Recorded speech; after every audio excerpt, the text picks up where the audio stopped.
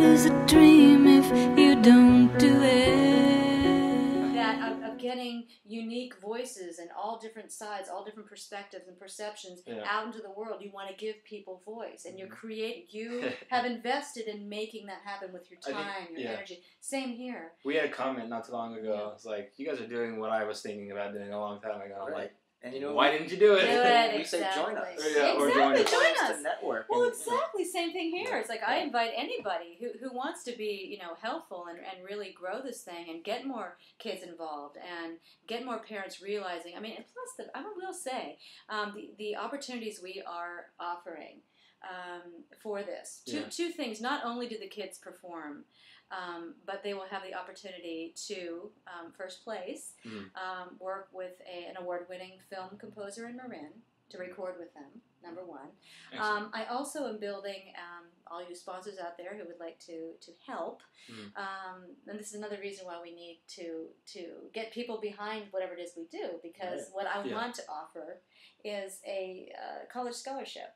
It doesn't have to be huge, but just something. Can you imagine being 18 years old and having a $1,500 CD given to you, and you're going to go to college in a year or 6 months, or you're an 8th grader or a 7th grader, and you get that $1,500, and it goes into an account that is going to grow for you. So by the time it's time to go to college, it's a major or when you jumpstart choose to, into your education. Absolutely, to support that.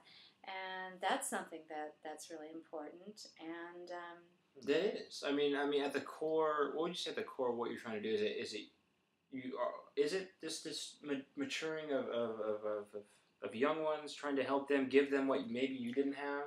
Yes. Yes. Can you explain a little bit? Can we investigate that? I mean, a little bit of your backstory.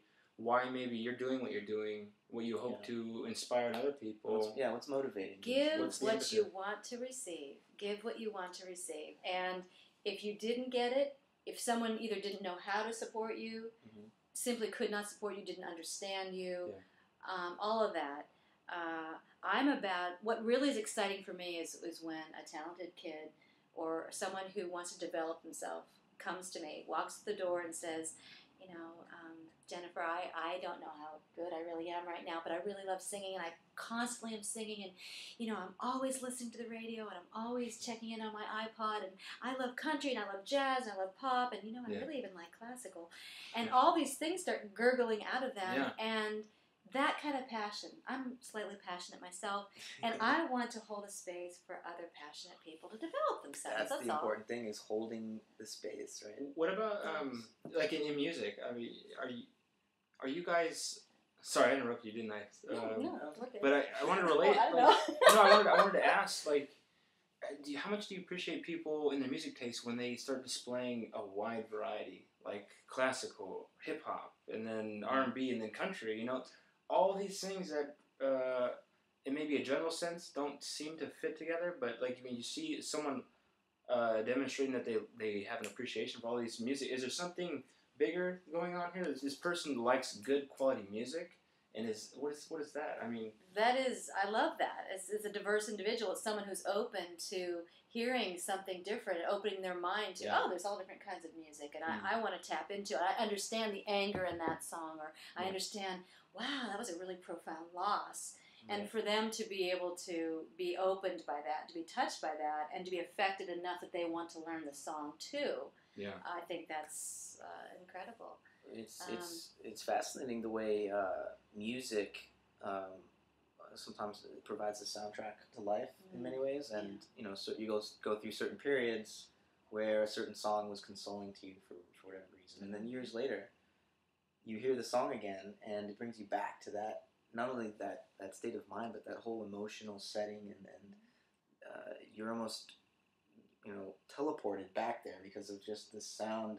That's true. That it evokes the memory. It captured that moment, that essence, that state of being.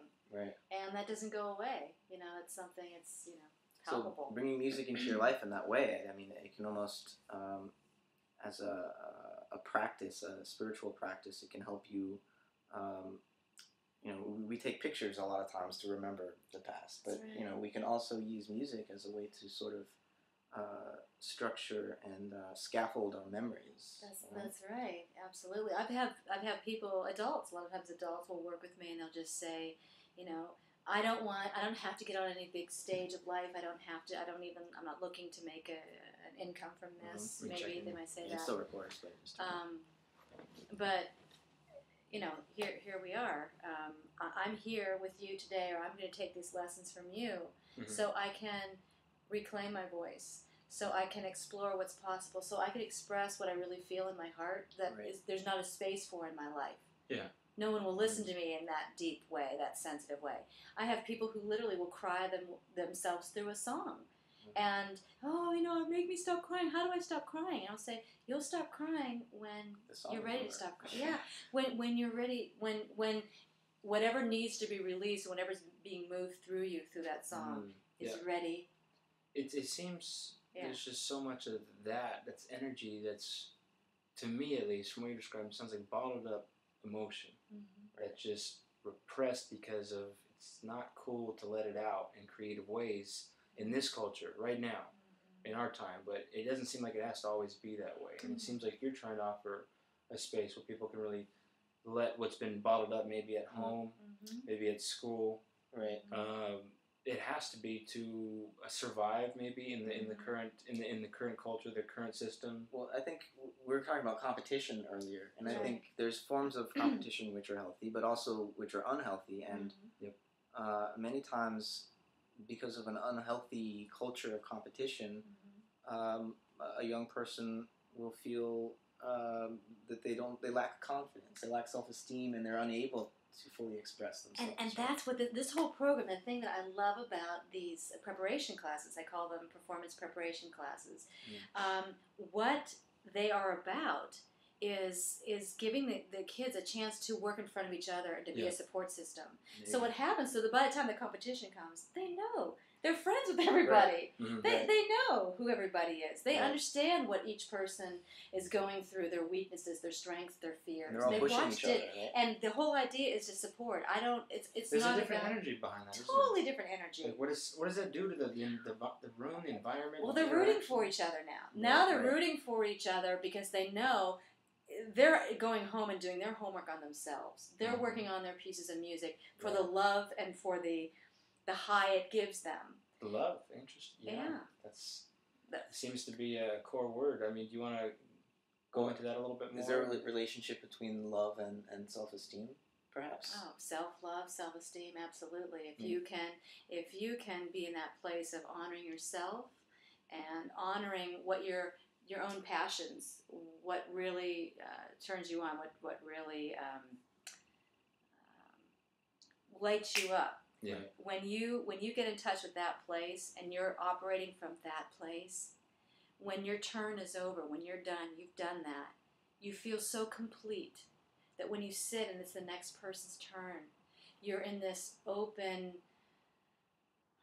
inspired place and you can receive that person's expression from a completely different place. It's no longer about it's only for me. Only I can have that space. It's only and you don't rain on my parade. Yeah. It just creates a whole different vibe. And now because I know that there are some parents and kids who are concerned about the idea of a voice competition. Aren't you making it all be so cutthroat? No, that's a choice, and I choose not to take that approach. Well, that's right. Healthy competition allows the whole group to be lifted, I think. Actually, I think it can spawn a lot of creative sparks that weren't there. Healthy competition. Right. You talk about inspired. I mean, inspiring, when you break it down, it's in spirit.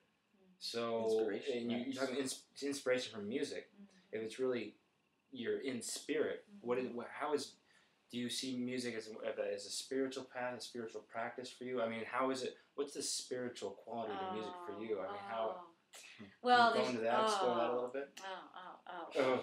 Yes. Well, we're gonna take a minute or so. Yes, let me just take a moment, take a bath in that thought. I'm thinking about. I'm having flashes right now of different moments, very touching moments where a student. I gave them a note to work on, maybe a couple notes to work on a song, and when you gain the kind of trust. What good is a dream if you sleep through